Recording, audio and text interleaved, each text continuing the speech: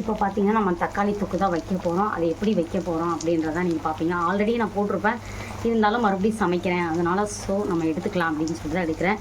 வெங்காயத்தை நல்லா வதக்கிக்கணும், ஓகேவா? வதங்கினதுக்கப்புறம் பக்கத்தில் சாதம் ஆகிட்டுருக்கு. ஸோ இங்கே வந்து வெங்காயம் வதங்கிட்டு இருக்கு, பார்ப்போம். தக்காளி நல்லா வதக்கணும், ஓகேவா? வதக்கினதுக்கப்புறம் பார்ப்போம். துக்காகணும், துக்கானதுக்கப்புறம் நம்ம பார்ப்போம், ஓகேவா?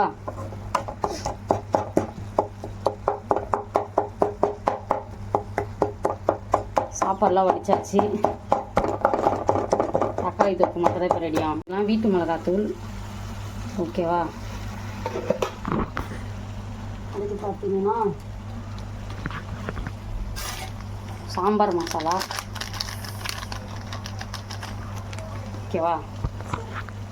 அடுத்து வெறும் மிளகாத்தூள் டப்பாவில் இருக்கு போல் எடுக்கலாம். வெறும் மிளகாத்தூள் இதில் ஆட் பண்ணிக்கணும், ஓகேவா? பார்ப்போம், வதக்கிக்கலாம் நல்லா, அதுக்கப்புறம் பார்க்கலாம். தொக்கு ரெடி ஆயிடுச்சு.